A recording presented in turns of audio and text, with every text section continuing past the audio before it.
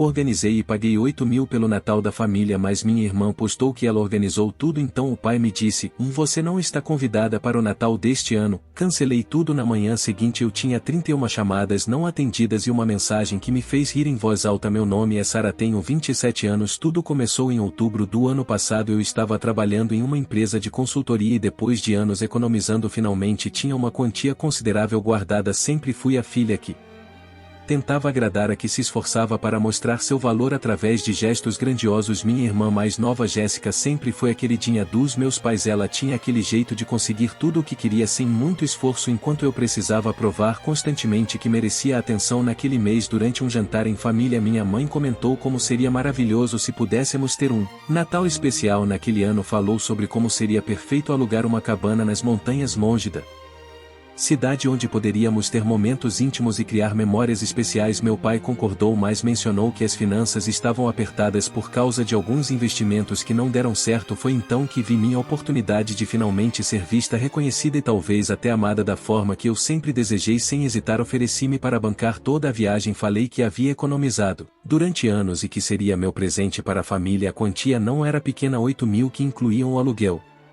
da cabana por uma semana, todas as refeições especiais, decoração de Natal, presentes extras e até mesmo algumas atividades como esqui e passeios de trenó. Meus pais ficaram surpresos e por um breve momento vi algo que raramente via nos olhos deles quando me olhavam. Orgulho. Passei as próximas 3 semanas pesquisando o local perfeito. Encontrei uma cabana deslumbrante nas montanhas do Colorado, com 5 quartos, lareira, banheira de hidromassagem e uma vista de tirar o fôlego. Fiz a reserva em nome do meu pai, como ele havia pedido, já que eu estaria organizando tudo para ele. Transferi o dinheiro, confirmei todas as atividades extras e até mesmo contratei um chefe particular para 2 das noites. Estava tão empolgada que mal conseguia dormir. Finalmente seria reconhecida como a filha responsável, generosa e carinhosa que sempre tentei ser. Mas então, 2 semanas antes da viagem, Jéssica postou uma série de fotos no Instagram e Facebook. Nas imagens ela aparecia sorrindo, radiante, com a descrição: mal posso esperar pelo Natal dos sonhos que reservei para nossa família. Vai ser mágico nas montanhas do Colorado. Meu coração afundou. Ela havia literalmente se apropriado de todo o meu esforço, do meu dinheiro, da minha iniciativa. Pior ainda, os comentários estavam cheios de elogios para ela. Que filha maravilhosa, você é incrível, Jéssica, sua família tem muita sorte. Respirei fundo e decidi não fazer um escândalo imediato. Liguei para minha mãe e perguntei sobre os posts da Jéssica. Ela riu nervosamente.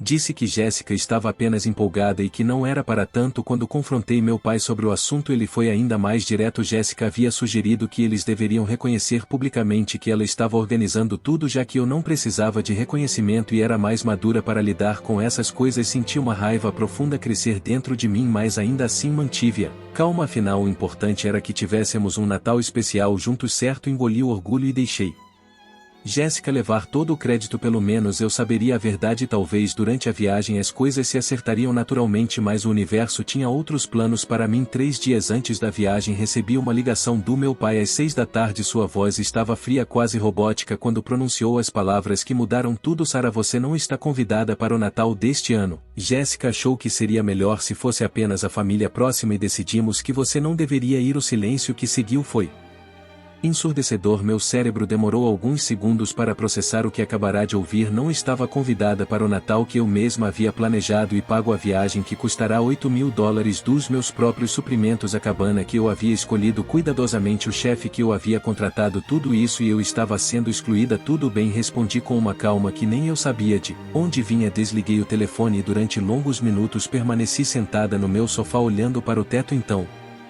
algo dentro de mim despertou. Não era raiva, não era tristeza, era uma clareza cristalina sobre o que eu precisava fazer. Liguei meu laptop e acessei minha conta bancária. Com poucos cliques cancelei a transferência pendente para o último pagamento da cabana. Em seguida liguei para o resort e cancelei toda a reserva, explicando que houve uma emergência familiar. Felizmente ainda estava dentro do prazo de cancelamento sem multa. Depois disso contactei o chefe e cancelei seus serviços, as atividades extras. Tudo em menos de 2 horas. Havia recuperado meus $8.000 e deixado minha família sem planos para o Natal. Na manhã seguinte acordei com meu telefone tocando incessantemente. Eram 6h30 da manhã quando olhei a tela: 31 chamadas não atendidas. Havia mensagens de voz da minha mãe, mensagens de texto da Jéssica e até mesmo alguns e-mails furiosos do meu pai. Mas a mensagem que mais me chamou a atenção foi um áudio da Jéssica, claramente em pânico: Sara, o que diabos você fez? A reserva foi cancelada. Papai está Furioso, todo mundo está esperando essa viagem, você precisa consertar isso agora. Eu ri alto sozinha no meu apartamento enquanto tomava meu café da manhã tranquilamente. Pela primeira vez em anos senti que tinha o controle da situação. As ligações continuaram durante todo o dia. Minha mãe alternava between chantagem emocional e ameaças veladas. Dizia coisas como: você vai destruir o Natal da família e como pode ser tão egoísta?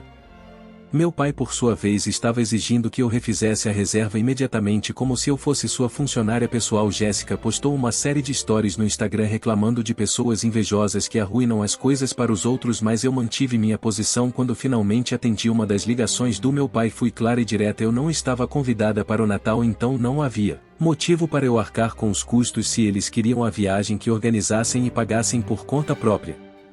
Foi então que descobri até onde eles eram capazes de ir. 2 dias depois recebi uma notificação estranha do meu banco. Alguém havia tentado fazer uma reserva usando os dados da minha conta, mas a transação foi bloqueada por suspeita de fraude. Quando investiguei melhor, descobri que meu pai havia tentado usar informações que ele tinha acesso, meu nome completo, número da conta que ele conhecia de transferências antigas, para tentar fazer uma nova reserva no mesmo resort em meu nome sem minha autorização. Esse foi o momento em que percebi que não estava lidando apenas com pessoas egoístas ou insensíveis, estava lidando com indivíduos que estavam dispostos a cometer fraude para conseguir o que queriam naquele instante. Qualquer resquício de amor ou lealdade familiar que ainda restava em mim morreu completamente. Liguei para o banco e reportei a tentativa de uso indevido da minha conta. Mudei todas as minhas senhas, retirei meus pais de qualquer informação de contato de emergência em minhas contas e bloqueei completamente o acesso deles às minhas informações financeiras. Quando meu pai ligou naquela noite, furioso porque sua tentativa havia sido bloqueada, simplesmente desliguei o telefone e bloqueei o número dele, mas eles não pararam por aí. Jéssica iniciou uma verdadeira campanha de difamação nas redes sociais. Ela postava indiretamente sobre irmãs invejosas que sabotam a felicidade da família e compartilhava memes sobre pessoas tóxicas que você precisa cortar da sua vida.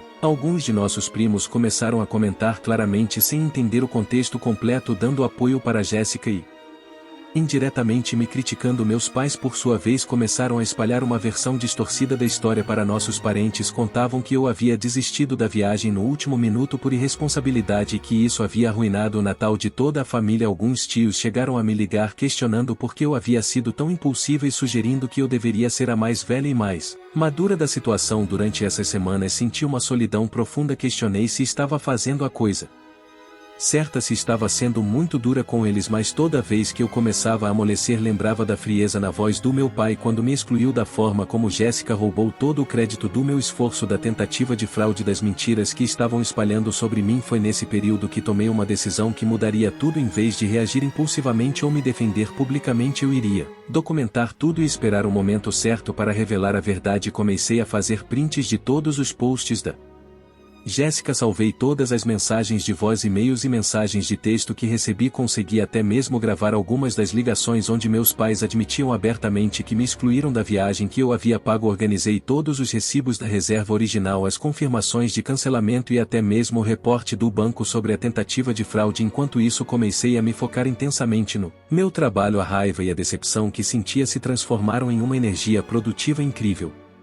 Trabalhei horas extras, assumi projetos desafiadores e em poucos meses consegui uma promoção significativa com aumento de salário. Minha vida profissional nunca havia estado melhor. Também comecei a me reconectar com outros membros da família que haviam se distanciado dos meus pais ao longo dos anos. Minha tia Patrícia, irmã do meu pai, sempre foi uma pessoa que via através das máscaras que as pessoas usavam. Ela havia se afastado da família por causa de alguns conflitos antigos, mas quando soube da minha situação através de comentários de terceiros, me contactou diretamente. Patrícia foi quem me abriu os olhos para muitas coisas que eu não havia percebido. Ela me contou que meus pais sempre tiveram essa dinâmica de jogar os filhos um contra o outro, que Jéssica sempre foi manipuladora desde pequena e que eu sempre fui vista como a ATM da família, alguém de quem eles esperavam recursos sem dar nada em troca. Mais importante ainda, Patrícia me revelou que meu pai estava espalhando uma versão ainda mais distorcida da história para parceiros de negócios e conhecidos. Ele estava se colocando como o pai sofredor que teve que lidar com uma filha irresponsável que desistiu de ajudar a família quando mais precisavam. Essa informação foi crucial para o que eu estava planejando. Durante os meses seguintes mantive um perfil baixo, não respondi às provocações de Jéssica nas redes sociais, não rebatia as mentiras dos meus pais para os parentes, não tentei me defender publicamente. Em vez disso, comecei a comparecer em eventos da família estendida, aniversários de primos, churrascos de tios, reuniões casuais, sempre bem vestida, sempre sorrindo, sempre demonstrando estar bem e estável.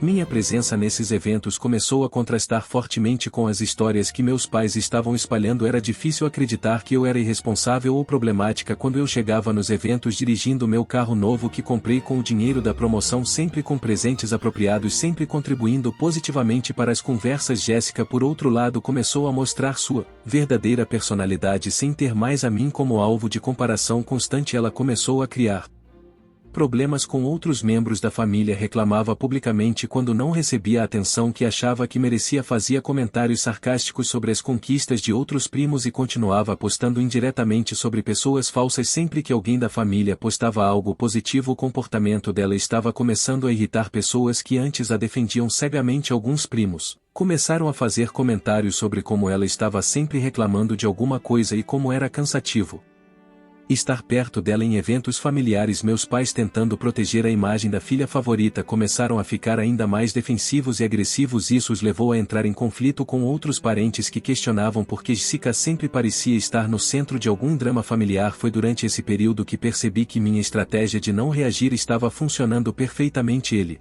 estavam se destruindo sozinhos, mostrando para toda a família quem realmente eram, enquanto eu mantinha minha dignidade e construía uma imagem cada vez mais positiva. O momento perfeito para minha revelação chegou 8 meses depois, o aniversário de 50 anos de casamento dos meus avós paternos. Era um evento grande com mais de 60 pessoas da família e alguns amigos próximos dos avós. Meus avós sempre foram pessoas íntegras que valorizavam a honestidade e a união familiar acima de tudo. Eles ficaram genuinamente confusos com a narrativa que meus pais apresentaram sobre nossa situação, especialmente porque me conheciam como uma neta responsável e carinhosa. Jéssica, é claro, havia se oferecido para ajudar a organizar a festa, uma festa que minha avó e minhas tias já estavam organizando há meses. Ela postou várias fotos nos preparativos, sempre se colocando como a neta dedicada que estava fazendo de tudo para tornar o dia especial. Meus pais aproveitaram o evento para continuar espalhando sua versão distorcida da história, contando para qualquer um que quisesse ouvir como Jéssica era uma filha maravilhosa,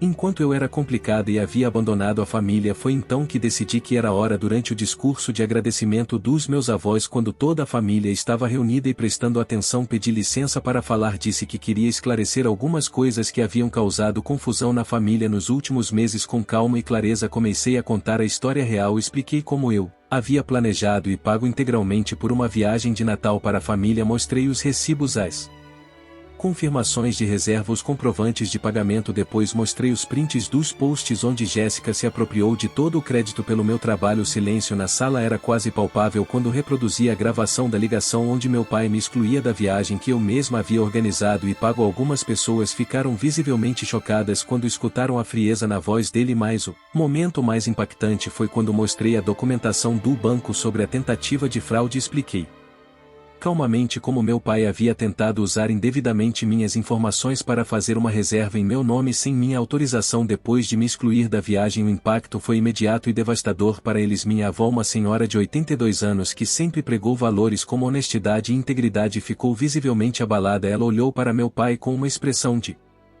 decepção que eu nunca havia visto antes. Meu avô, um homem de poucas palavras, simplesmente balançou a cabeça em desaprovação. Os parentes que haviam me criticado com base nas mentiras dos meus pais ficaram claramente constrangidos. Alguns se aproximaram imediatamente para se desculpar por terem acreditado na versão distorcida da história. Jéssica tentou se defender alegando que havia ajudado a organizar e que merecia reconhecimento também, mas quando questionada sobre especificamente o que havia organizado ou pago, não conseguiu apresentar uma única evidência. Pior ainda, sua defensiva agressiva e suas tentativas de culpar outros só fizeram com que parecesse ainda mais manipuladora. Meus pais tentaram minimizar a situação alegando que havia sido um mal-entendido e que eu estava exagerando, mas as evidências eram incontestáveis. Os documentos, as gravações, os prints, tudo estava lá, claro e irrefutável. A partir daquele momento a dinâmica familiar mudou completamente. Vários primos que antes davam suporte cego para Jéssica começaram a vê-la com outros olhos. Suas constantes reclamações e dramas nas redes sociais passaram a ser interpretados como sinais de manipulação ao invés de legítimas frustrações. Alguns tios que faziam negócios com meu pai começaram a questionar sua integridade, afinal se ele estava disposto a tentar frudar a própria filha, que outras desonestidades poderia estar cometendo em outros aspectos da vida. Minha mãe, que sempre foi cúmplice e silenciosa dos comportamentos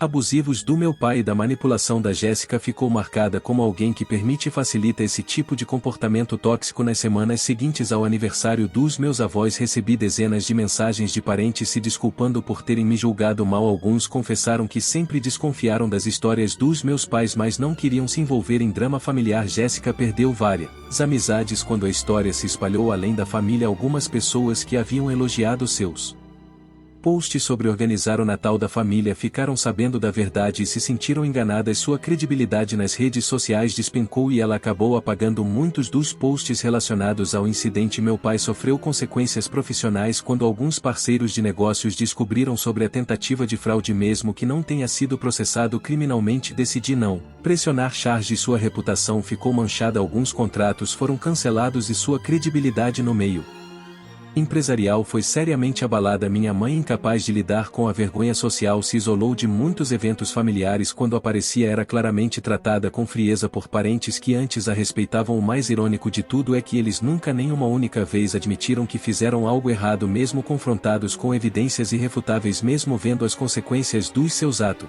eles continuaram tentando se fazer de vítimas. Meu pai ainda insiste que apenas queria uma viagem tranquila para a família e que eu compliquei tudo desnecessariamente. Jéssica ainda aposta indiretamente sobre pessoas que guardam rancor e sobre como a família deveria estar acima de tudo. Minha mãe alterna entre tentar me dar sermões sobre perdão e espalhar para quem quiser ouvir que eu sou rancorosa e destruir a união da família, mas a realidade é que eles destruíram qualquer possibilidade de relacionamento saudável comigo no momento em que decidiram me usar financeiramente e depois me descartar como lixo. A tentativa de fraude foi apenas a cereja do bolo de uma dinâmica abusiva que provavelmente existia há anos, mas que eu não tinha coragem de enxergar. Hoje, quase um ano depois desses eventos, minha vida está melhor do que nunca. Recebi outra promoção no trabalho, comprei meu primeiro apartamento e construí relacionamentos genuínos com membros da família que realmente se importam comigo. Passei meu Natal com minha tia Patrícia e alguns primos em um ambiente cheio de amor verdadeiro e respeito mútuo. Descobri que a família que eu pensava ter perdido nunca realmente existiu. O que eu perdi foi uma dinâmica tóxica onde eu era valorizada apenas pelo que podia oferecer financeiramente, não por quem eu era como pessoa. A vingança mais doce de todas foi simplesmente permitir que eles mostrassem quem realmente eram. Não precisei inventar nada, não precisei exagerar nada, simplesmente documentei seus próprios comportamentos e no momento certo deixei que a verdade viesse à tona. Eles se destruíram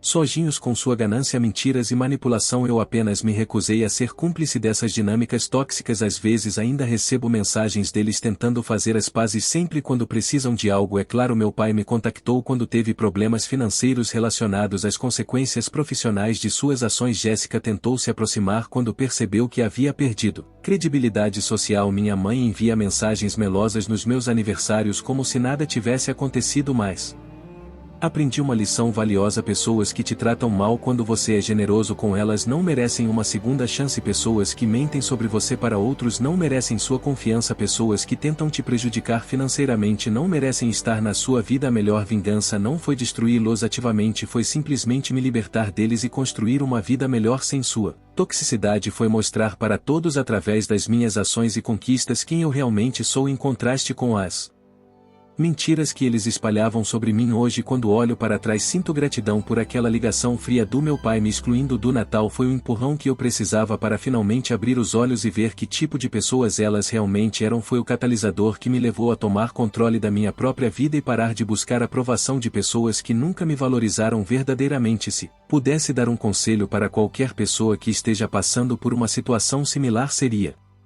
este: documente tudo, mantenha sua dignidade, não se rebaixe ao nível deles e tenha paciência. A verdade sempre encontra uma forma de vir à tona e as pessoas tóxicas sempre acabam se revelando por conta própria. A melhor vingança é viver bem, prosperar e mostrar para o mundo quem você realmente é, livre da negatividade e manipulação de pessoas que não merecem estar na sua jornada. E você, se estivesse no lugar dela, o que faria diferente? Deixe seu comentário.